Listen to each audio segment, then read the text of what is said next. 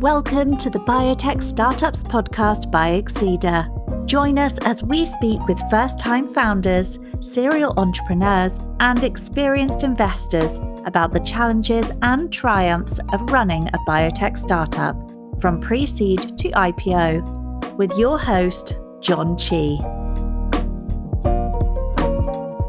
In our last episode, Michael Antonov shared stories about his early years in Russia, how discovering computers sparked his passion for programming, and how an entrepreneurial mindset started to take shape during high school and college. If you missed it, be sure to check out part 1. In part 2, Michael reflects on founding Scaleform during college, the challenges of building a business from scratch, and the lessons he learned about perseverance, product market fit, and scaling a startup.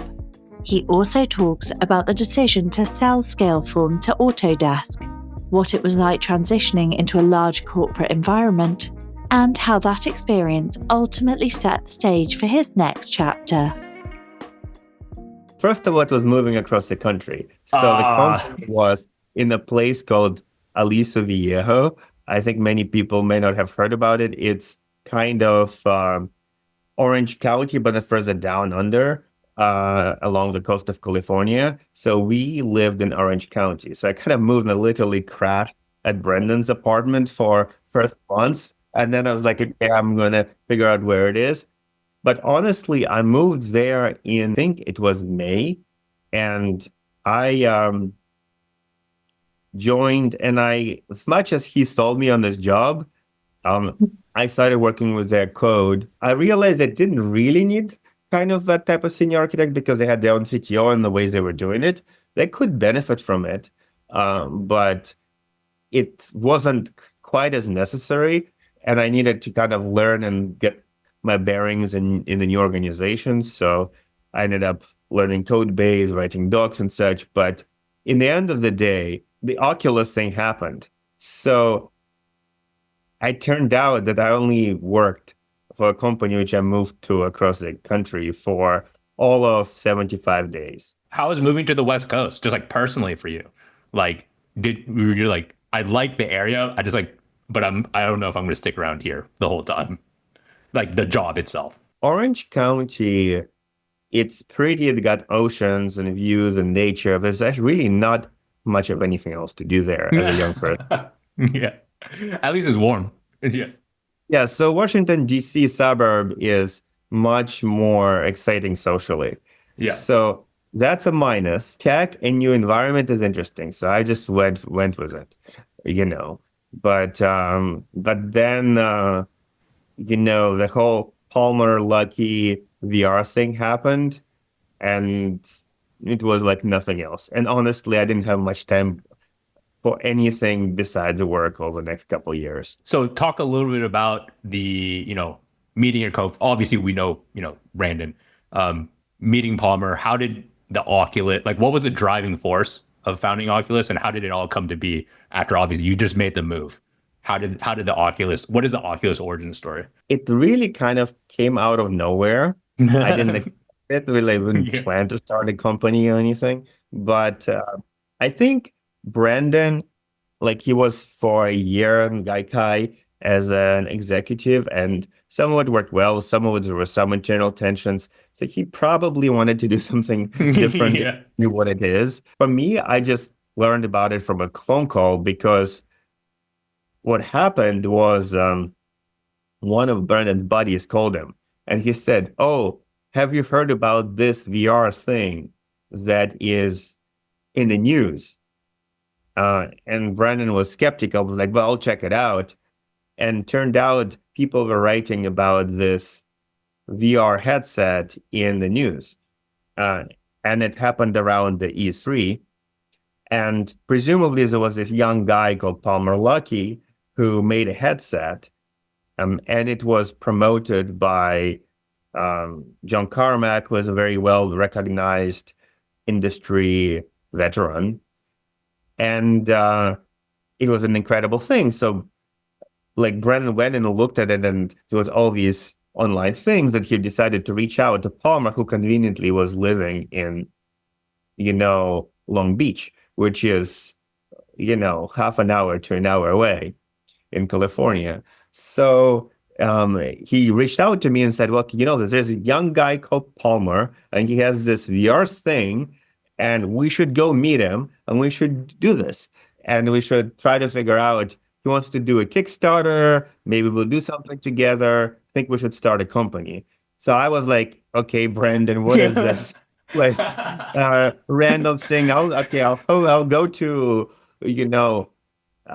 lunch with you or dinner with him. So there was also another young guy who used to work with us in Scaleform, kind of was joined later on as an intern and progressed, and he became very impactful and huge in Oculus, called Nate. So Nate, Brendan, and I went to meet in a restaurant with Palmer in Long Beach. Palmer shows up in his Hawaiian shirts, kind of the flip-flops, the kind of guy that he is, and talks about this VR and how he now, how he made out of a glue foam core this device. So basically what was happening is VR existed since the 90s, and it was a little hype cycle, and then was a crash, and all from the 90s up until we came about 2010, you could buy certain virtual reality devices, but usually they're very low resolution, kind of small, kind of screen in space. It usually didn't track you in space very well. Maybe it could give you orientation tracking. It would be swimmy.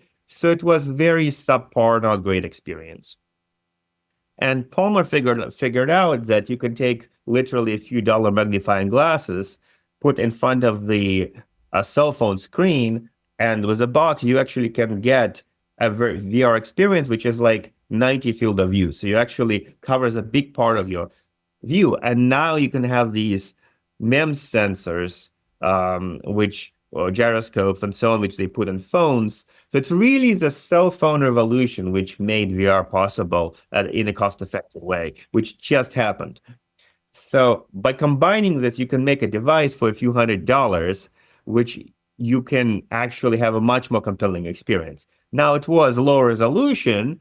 It was, some things were blurry, but at least covered, and it could be responsive. The story with that is Palmer, he's a super enthusiast. So since he was, late teens, he's been collecting VR headset, combining them. He briefly worked at a university VR lab, but he had 100 different headsets at home. So he decided to make this, and he was writing on forums, very engaged, all the online media. And at some point he said, well, I made this headset. It's foam core, duct tape, magnifying glasses, gyroscope screen. I can put it on Kickstarter. So you guys, enthusiasts, like a few hundred people he's interacting with, can actually join and work with it. Like if you want to buy it. So he wanted to do this Kickstarter thing and sell this self-made do-it-yourself kit.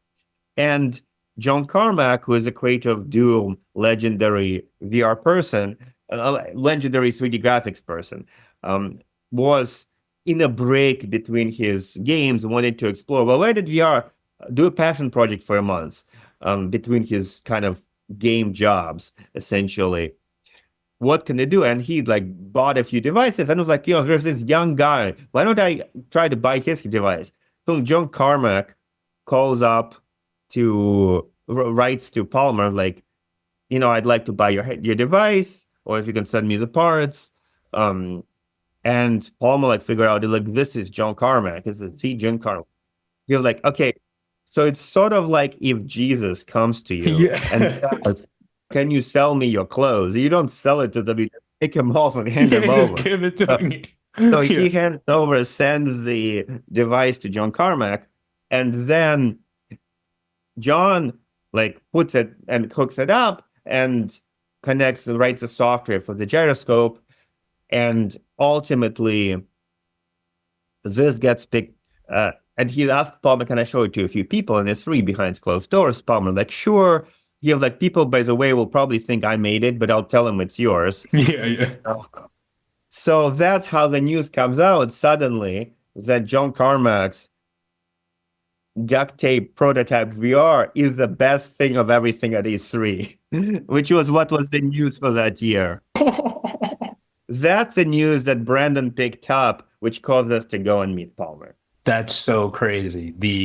But it were kind of, again, it kind of like if I'm kind of threading things here, it's kind of like how Crisis was like, we're going to, if we like this, we'll say good things about you.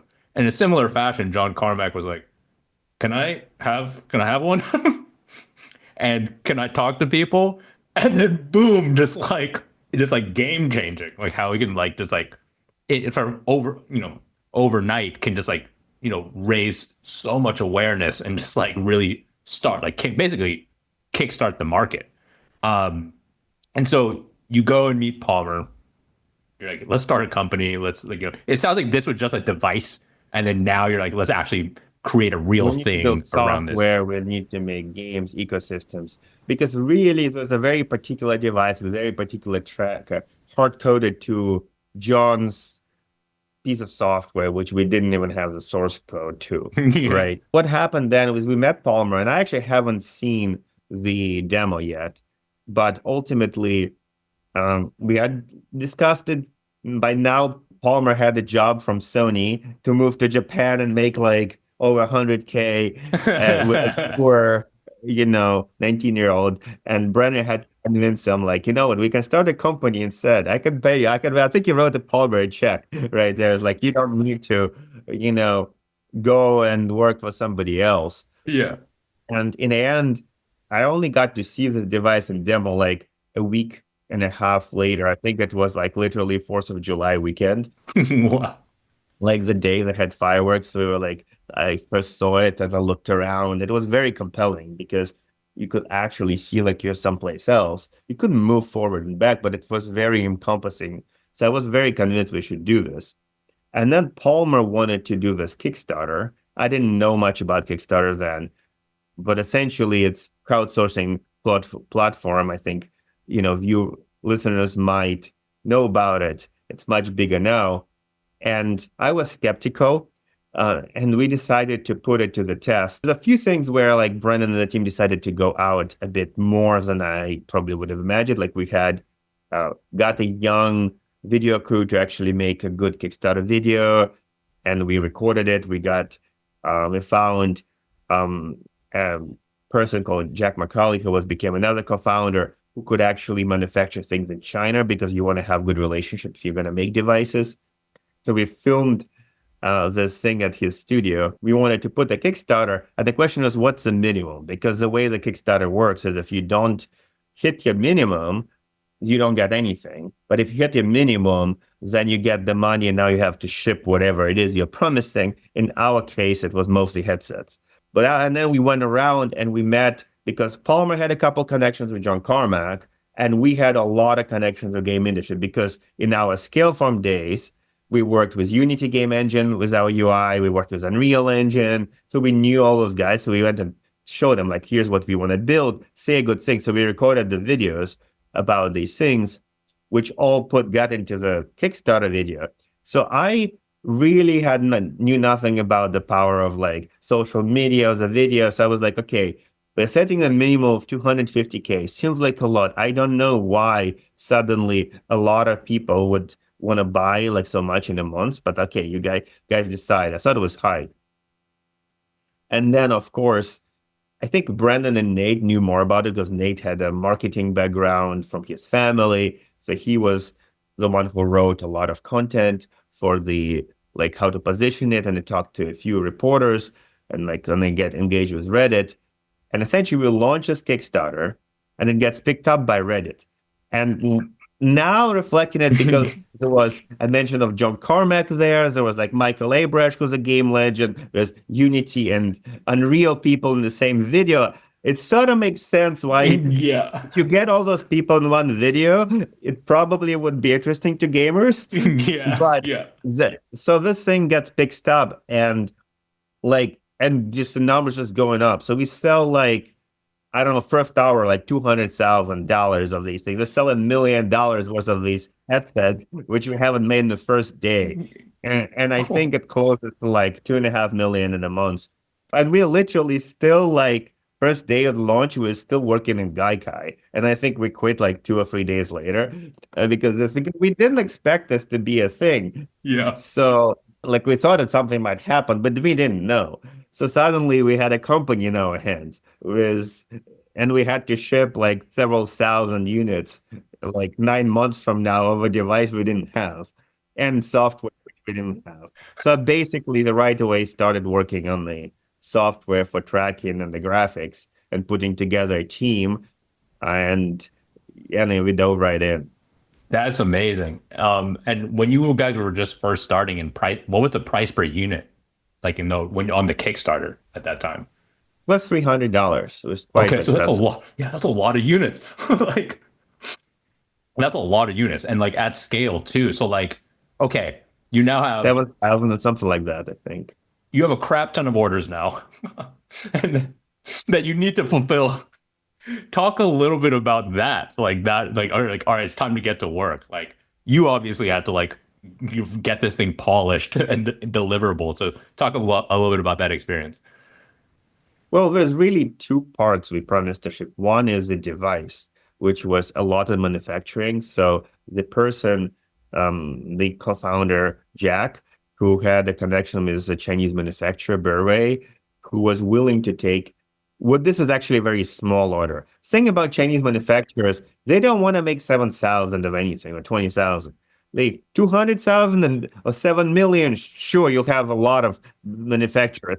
7,000, it's like, they have to believe that you'll be able to sell more in the future. Yeah. So so he knew he's built a Guitar Hero controller before, so he had went through that experience.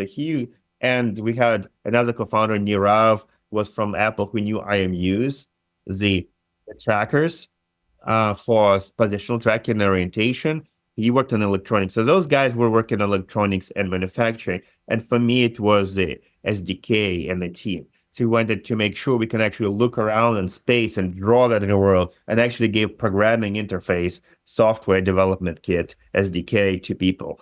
So that was my job.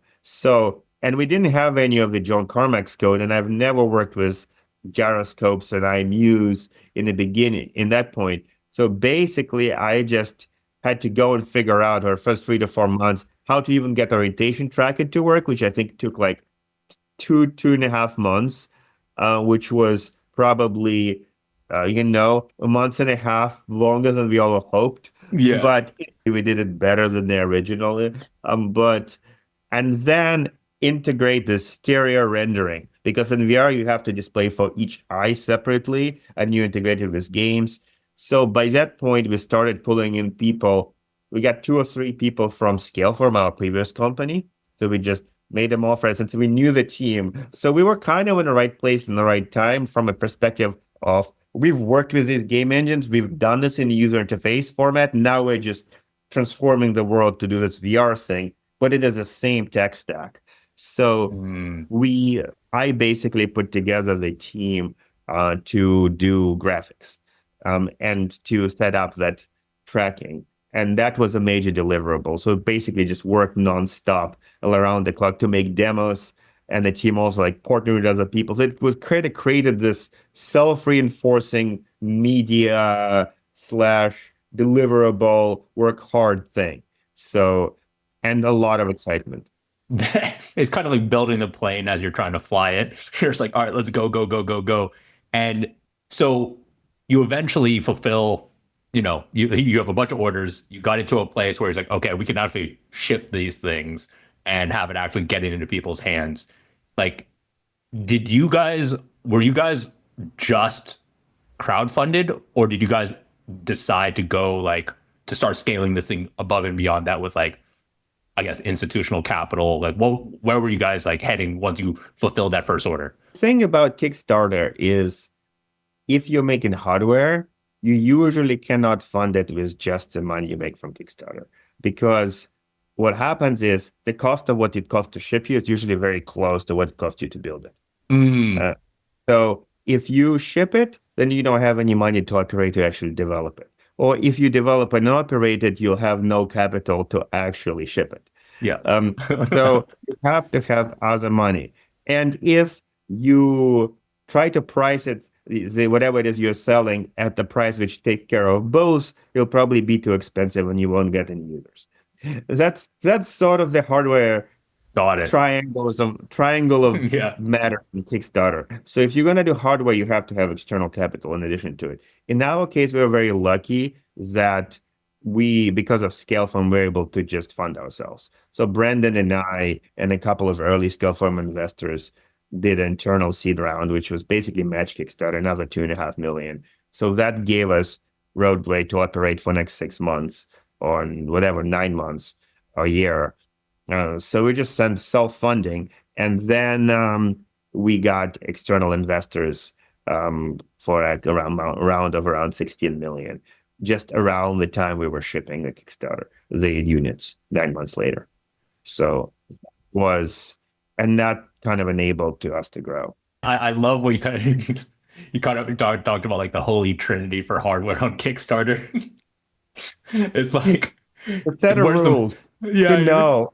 Yeah, a buddy of mine is actually in the middle of, or he makes a device, and basically, how would I describe it? So it's for when you listen to music, like on Spotify, when there's like visuals, and you can basically play the visuals onto this little. It's basically a piece of wood with like kind of like LEDs like across, and so you add visual to music, and he's like. I'm just like this. I'm not a hardware person, so I was like learning from him like what it takes to like actually the cost of like actually making this thing, getting it out the door, like talking to China. And I was like, holy crap, the margins are thin.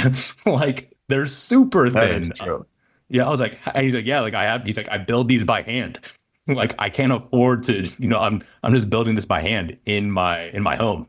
And then I think he had the same exact experience. They're like, he went and tried to get some quotes on what it would take to like do a proper manufacturing, and they're like, oh, this is far too many. Like I can't fulfill this order. This is like too much. You now raise a bit of institutional capital to really scale this thing. Talk a little bit about that next phase of that ramp for Oculus. Like you're like, okay, we're not living paycheck to paycheck on a Kickstarter. We can actually like invest in the operations of this thing. Talk about that phase. The main kind of thing we had to do next was to actually get somehow to consumer unit. And there were a couple of really big technical challenges. So first of all, our first devices, you could look around and it had this big blurry screen. So the blurriness was an issue. So it was a technical issue. How do you make it not be blurry when you turn your head? And the second part was the tracking. So looking around, you can use the gyroscope, and it's pretty accurate. It has some drift, but generally speaking, you can look right, left, and it tracks it. Now, tracking things in space doesn't work so well. There's an accelerometer, but it's double integration of very small values. The error accumulates, you just fly away in space. So you actually cannot use one of those microchips to just track position in space. So you have to have a lot more advanced solution. There's a couple of approaches. Optical tracking is the most obvious one. So we had to figure out how do we make it so you can move right and left in space and actually everything is in the right spot, because if you don't do that, it doesn't feel well, it doesn't feel real, people get dizzy, and it's just not the same as being in the real world. So we had to do that and then figure out how to ship. So that's where the capital investment went. So that was probably one of the riskiest and hardest projects in my life, in the sense that I actually kind of hard believe we made a decision and shipped a version of positional tracking within like 9 to 12 months from nothing. Now in a prototype form, but like to build a whole software stack, because first of all, we started not knowing how to do it. Back then we hired a couple of people. We had a very smart guy on sensor fusion who was professor at sensors and robotics. We got a very smart PhD who knew computer vision. But we had no idea how to track it. So, and we actually were friendly with Valve, which is another game company who are doing at the space. So they were friendly with us before Facebook. So they would share little bits of technology. And they had this big headset which had lots of fiducials. So the different blocks. Fiducials are like white and black squares will help you track with a camera. They had that, and then they had another solution where they took a room and they pasted wallpaper with these fiducials. Also, they did it all around the wall and put a camera out so you could walk around and look in the room and actually move in space. But the problem was get people a room. Yeah, and yeah, exactly. Put lots of wallpaper, and the other fiducial thing didn't work. So we're trying to figure out. So this is a solution. Like we actually decided to go with these infrared LEDs built underneath the chassis, so you don't see them, but the camera sees them. And we were trying to figure out how to reorient it in space. So the complexity of hardware went through the roof because we had to add an external camera and the controller and the way to map the LEDs. And actually, one of the challenges that I worked with was actually, well, if you have an LED, how do you know where it is? Because there's lots of LEDs. You have to reconstruct the object to get to it. So we actually had like this decoding blinking pattern was using and stuff. So kind of figuring out how we're going to do it and actually do it took like 5 or 6 months. We were like, we actually had no idea. And Brendan's CEO coming like, we need to ship this. I'm like, it's like we can track this like horizontal thing a little bit. But you have to like turn around at an angle and everything needs to work. So if you like have these LEDs, you turn it sideways and you still need to work. So we had like, oh my God.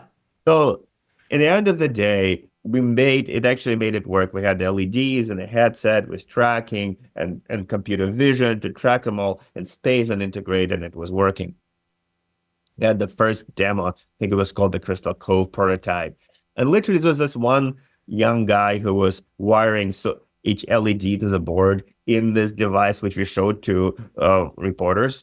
So like if you open up, it was like a web of, because there is, yeah. I don't remember anymore how many, but it might have been 24, 36 LEDs, each have 2 wires connected to Oh my God. But then this thing, which also has to have a board of the IMU and the screen all like mapped into hand assembled in a prototypes. Anyway, so we crazy. ultimately figure out how to scale it much nicer, but that was the big obstacle. and getting the software stack to actually do that right. I think that was probably my hardest tech achievements, was to get this SDK and then actually get that software integrated and working in space. And it was amazing when it worked. It was really like the first time, or like you could look at something from all sides. It's just like phenomenal.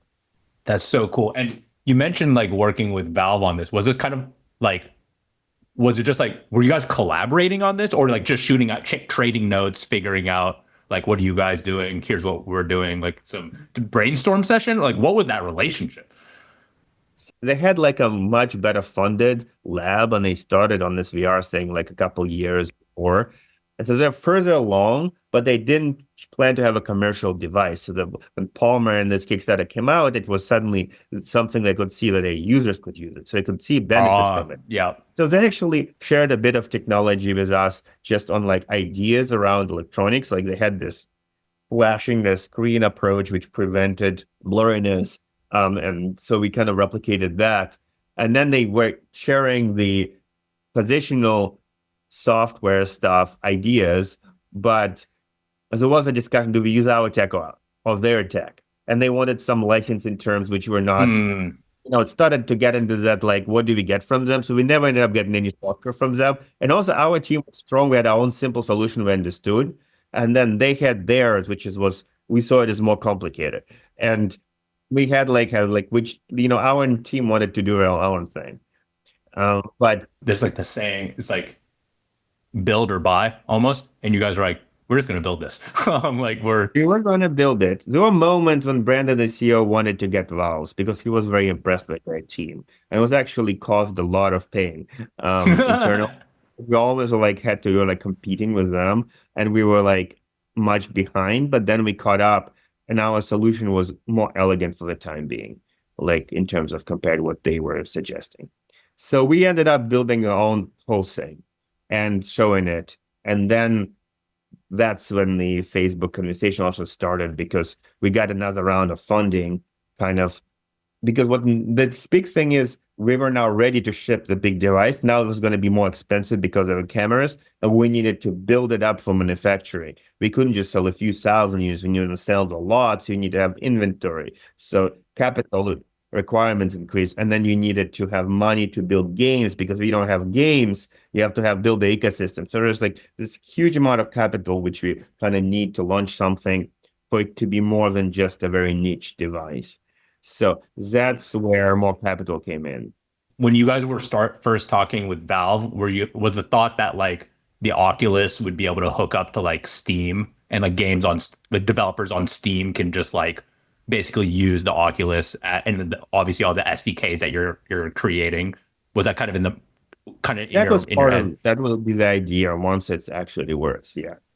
Interesting. Yeah, that's I played a lot of Counter-Strike growing up, like 1.6 and like Source and Go. So I was like thinking about just how I'm familiar with the ecosystem and kind of like all of that. So very cool. So I can't imagine how nervous I would be. Very nervous. Where you're like, this problem is really freaking hard. And when Brandon comes in, he's like, we need to ship this thing. And you're like, need a little bit more time. But you got there. You presented it. It was like impressive. And you're now like, okay, this is like prime time. We need to get this in at scale. We need to scale this thing from this finished product. And you said Facebook was starting to have conversations. Like, how far along, like, on that? So now you're trying to scale this thing. Did Facebook come in and basically were like, hey, we're going to accelerate these conversations? Or did you already full motion, like, we're getting the factories to just like start really churning these things out before Facebook? We raised a second round of capital, which was in winter. So this was another, I think, 10 months in after the first one.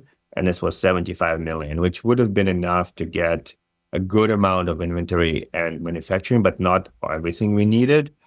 Not enough to really build an ecosystem, but enough to kind of like do meaningful things.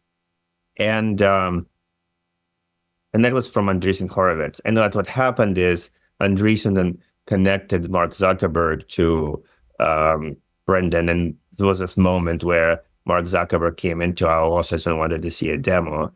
And we gave him a demo. And I think they also looked at the Valve demo. And so he got interested in this industry, probably because the Facebook was behind on phones, on mobile phones. They really caught up and executed well, but there was a moment in time where they were behind, and they felt like if virtual and ultimately augmented reality becomes a thing, they didn't want to be behind. They wanted to be at the front of it and not be dependent on the Googles and the Apples to lock their app out or not, and that type of thing. And it was also a really compelling new interactive experience. So we didn't really expect it, but it did happen that like when he saw the demo and suddenly an offer came to acquire us, which was the first offer that we got.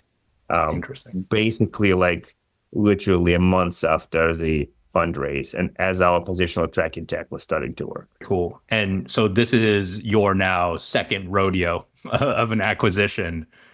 How did this experience compare to your Scaleform acquisition? Anything different? Like, and did you guys approach it differently? Very different. Okay.